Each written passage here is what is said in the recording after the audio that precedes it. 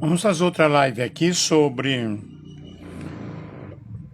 mulher montada sobre a besta do Apocalipse. Tenho duas imagens aqui. Deixa eu mostrar. Eu fiz a pesquisa aqui e vou passar para vocês.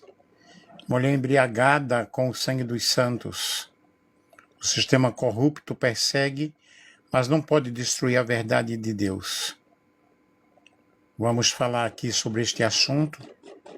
Fiz uma pesquisa, mulher montada sobre a besta, uma análise teológica do Apocalipse, de Apocalipse, né?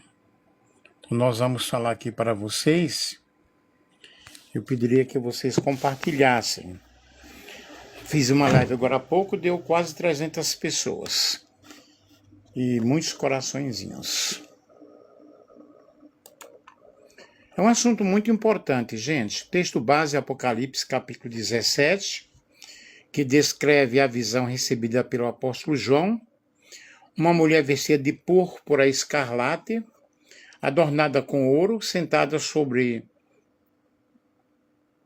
um monte, tá? Ou seja, sentada sobre uma besta escarlate, cheia de nomes de blasfêmia. O referencial teórico aqui da nossa pesquisa, a mulher montada sobre a besta, Apocalipse 17, Apocalipse como literatura simbólica e apocalíptica,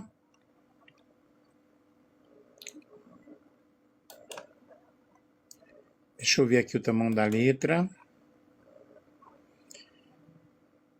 O livro de Apocalipse, ele pertence ao gênero apocalíptico, caracterizado pelo uso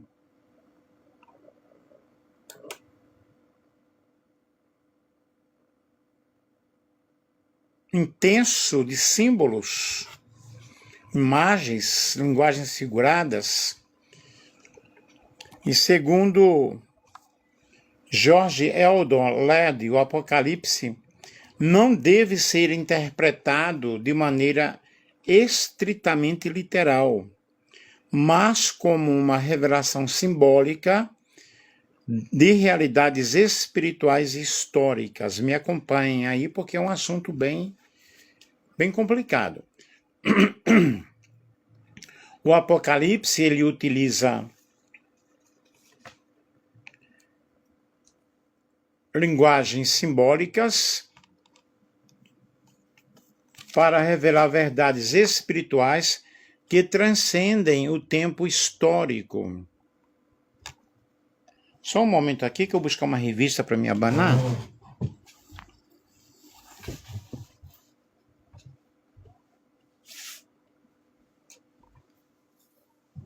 Porque se eu deixo o ventilador ligado faz muito barulho. Então, Apocalipse é um livro de simbologia e também literário, né?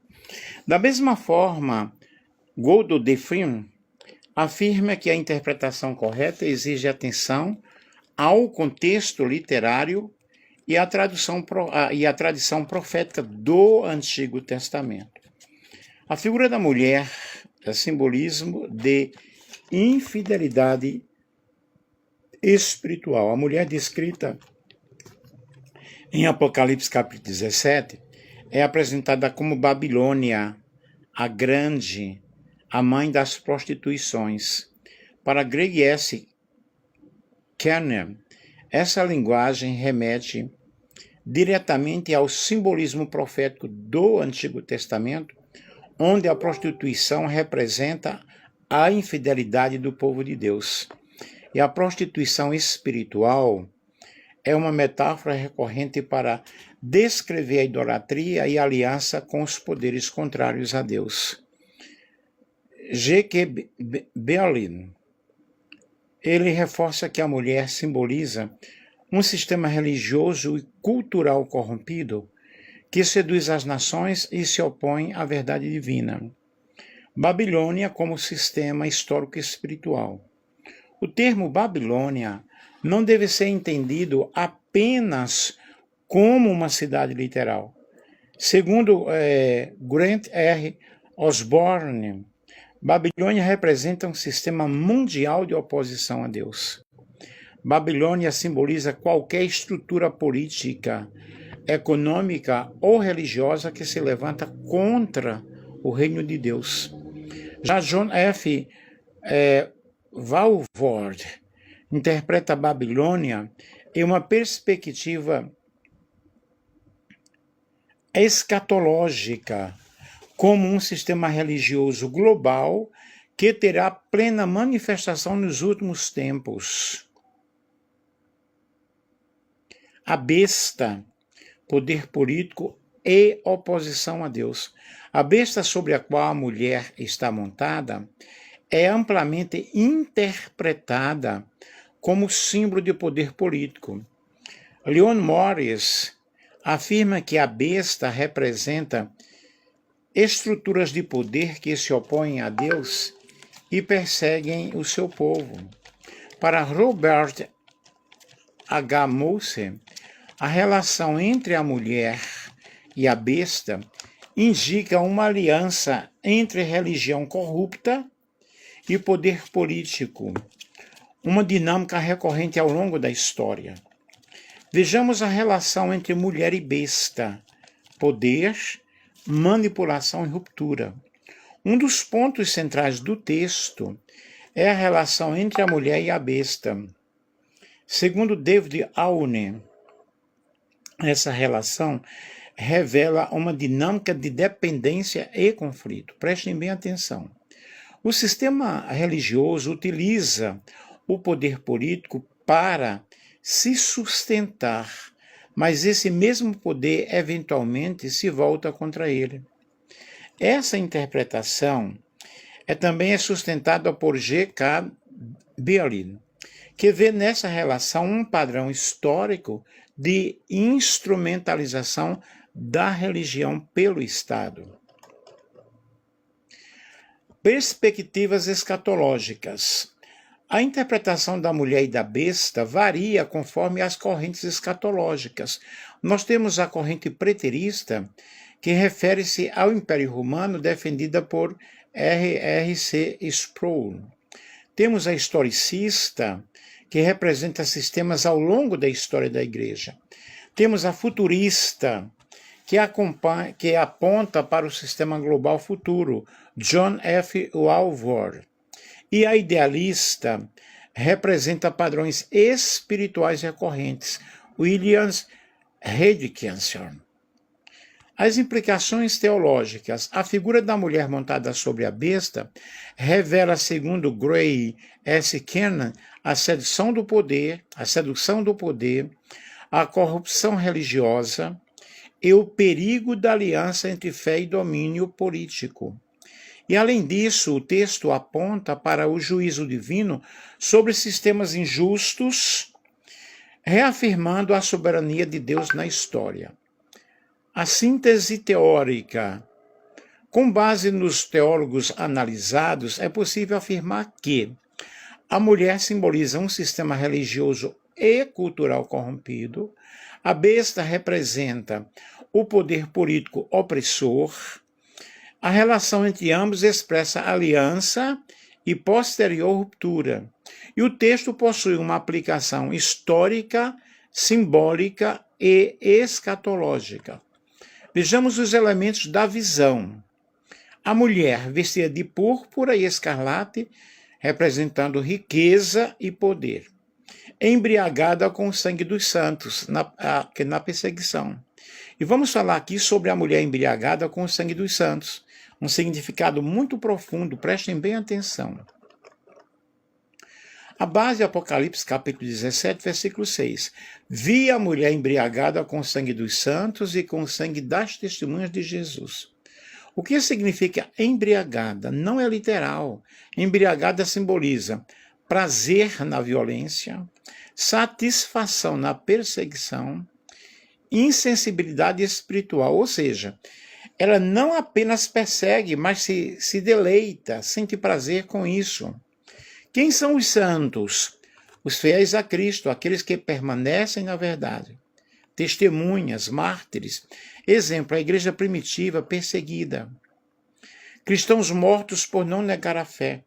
E nós vemos aí a perseguição ao longo da história. Esse texto tem aplicação histórica e espiritual. No passado, o Império Romano matou os cristãos. Arenas, fogueiras, execuções. Muitos teólogos associam isso ao sistema imperial.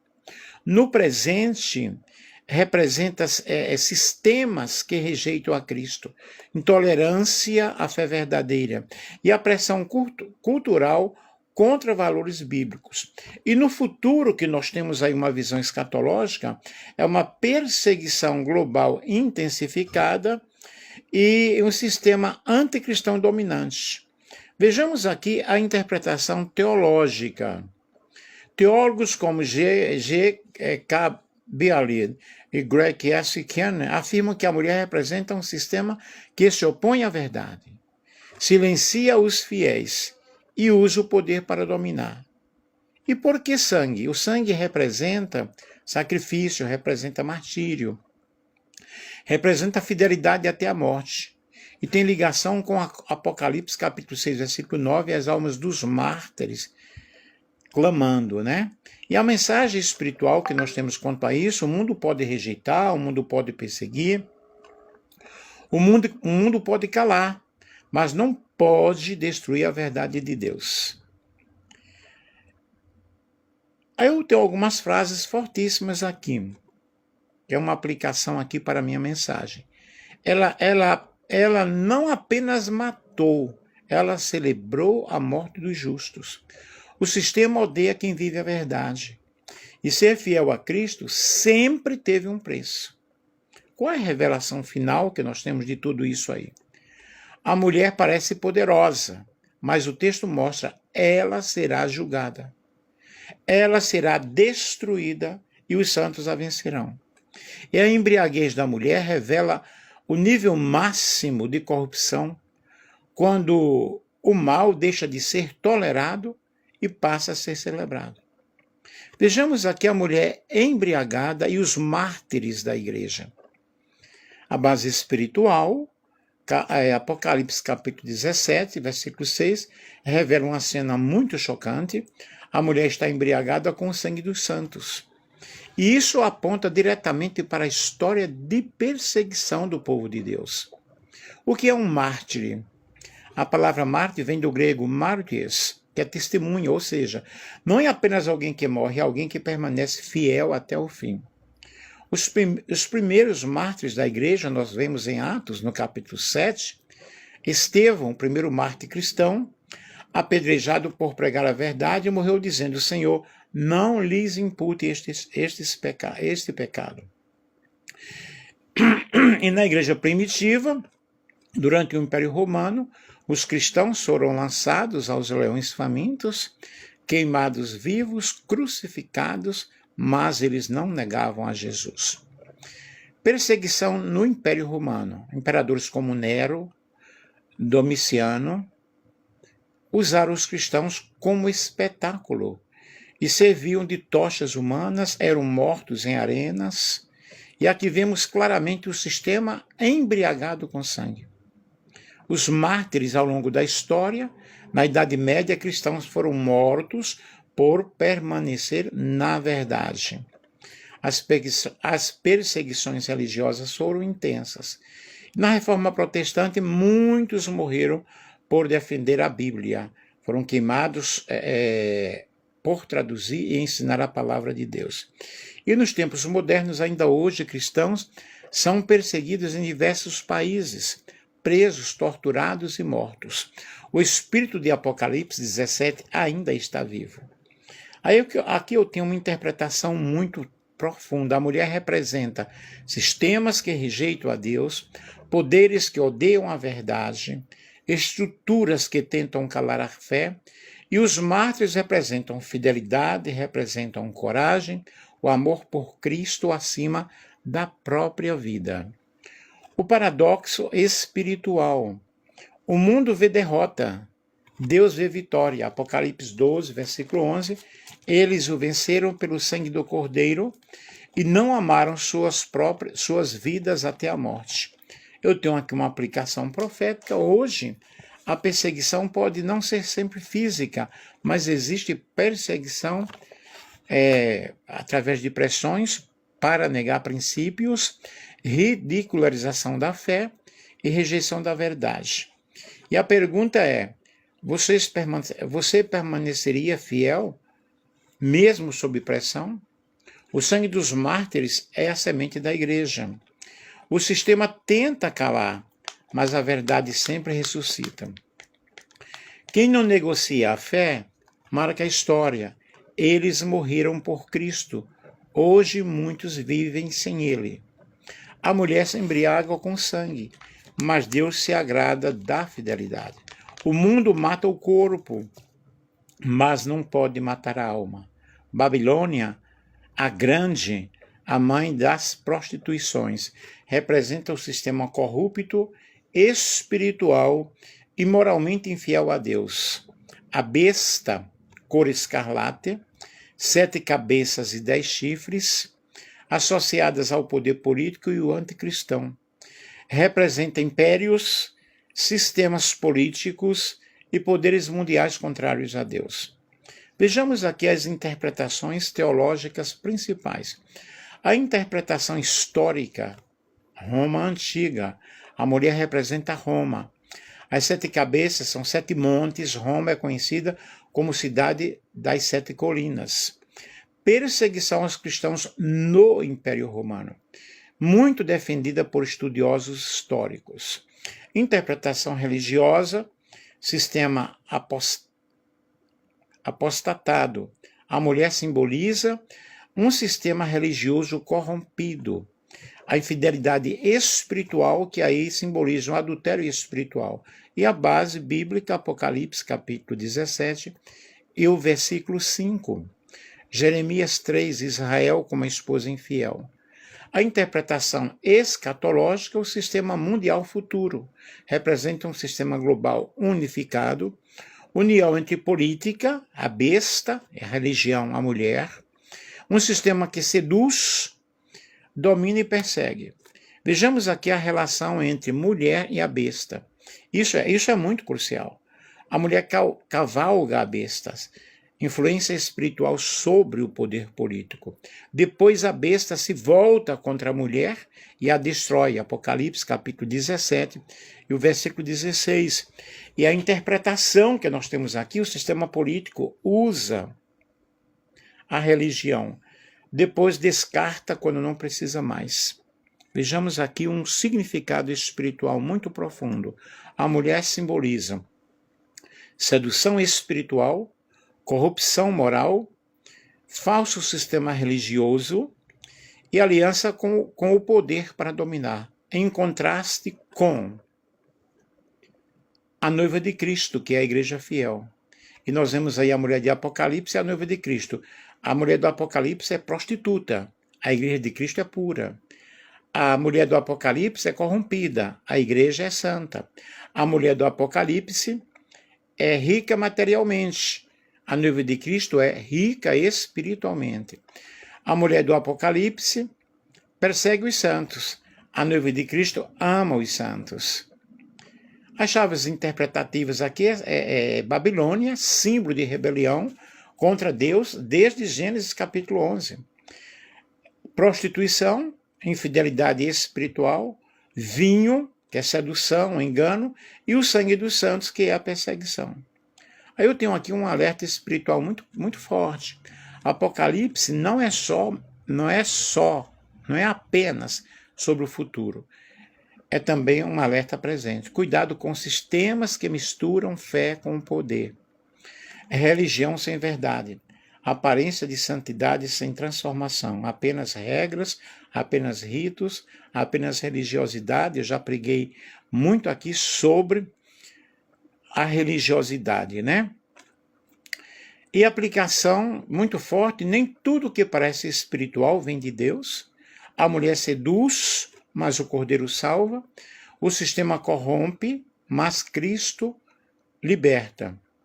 E a mulher montada sobre a besta representa um sistema religioso, político, moral e corrompido, que seduz as nações, persegue os fiéis e se opõe a Deus.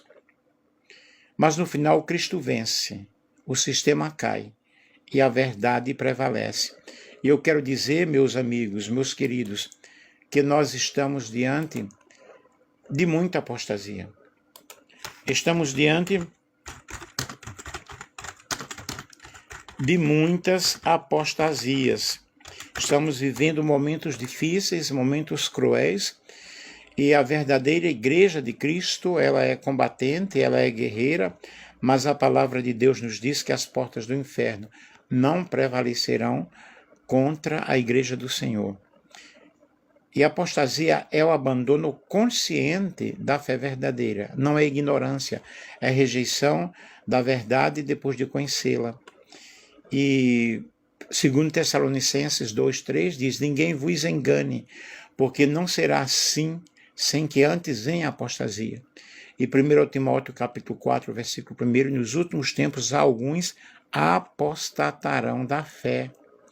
E os sinais da apostasia hoje: evangelho sem arrependimento, é o evangelho do oba-oba, é o evangelho que não traz mudança, é o evangelho que não traz transformação, é o evangelho que não trata com o pecado. Isso é Babilônia, isso é confusão.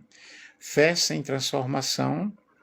Hoje qualquer um é obreiro, qualquer um é ministro, qualquer um é bispo, qualquer um é apóstolo. Igreja sem santidade. A santidade está fugindo cada vez mais, muitos escândalos estão acontecendo, verdade sendo relativada, pessoas seguindo sentimentos e não seguem a palavra. E isso se conecta diretamente com a mulher do Apocalipse 17, o sistema que seduz e engana. Aí eu tenho aqui uma ligação profética muito forte com a mensagem que eu trouxe para vocês, que a mulher embriagada seduz, corrompe, afasta da verdade, e a apostasia enfraquece a fé, distorce a verdade e prepara o caminho para o engano. Não é falta de igreja, é falta de verdade. Nunca tivemos tanto evangelho e tão pouca transformação. A apostasia não começa fora, ela começa dentro. Nós vemos aí tantos escândalos cada dia. O perigo não é o mundo lá fora, é o engano dentro da igreja. Estamos diante de muitas apostasias. Estamos vivendo um tempo de uma apostasia silenciosa, onde muitos estão na igreja, mas longe da verdade. A maior crise da igreja não é a perseguição, é justamente a apostasia. A resposta não é o medo, é o posicionamento. Precisamos temer ao Senhor, precisamos obedecer ao Senhor e precisamos ter um posicionamento e permanecer em Cristo, na sua palavra e na verdade. É o que nós precisamos. Muito, muito, muito mesmo.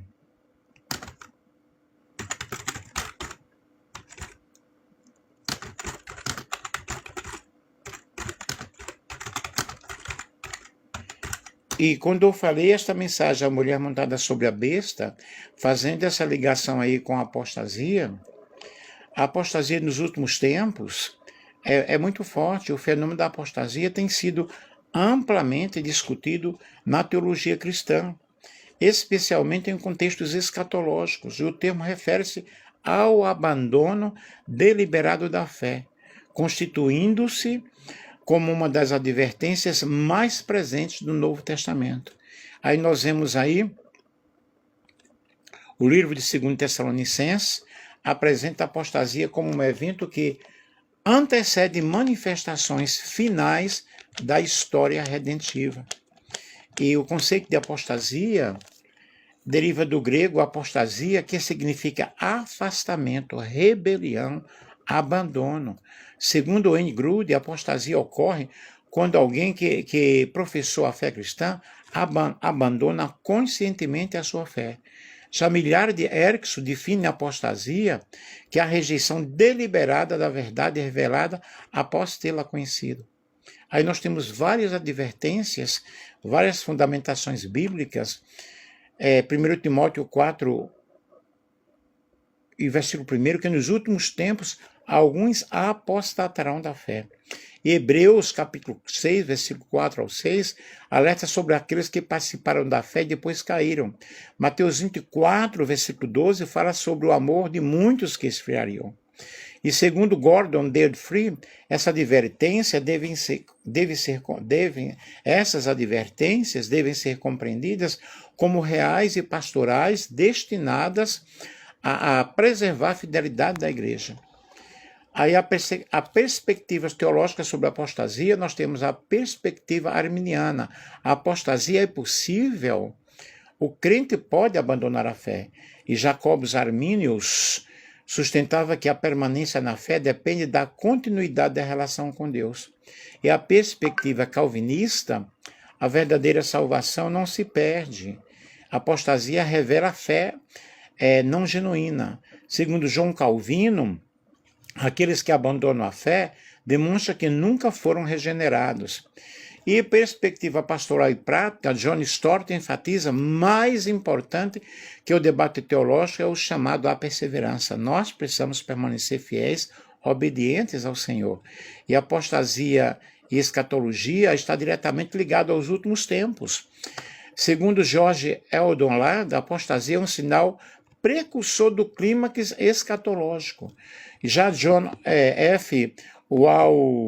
Walvoord associa a apostasia ao surgimento de um sistema religioso global corrompido, semelhante ao descrito em Apocalipse 17, como eu falei para vocês.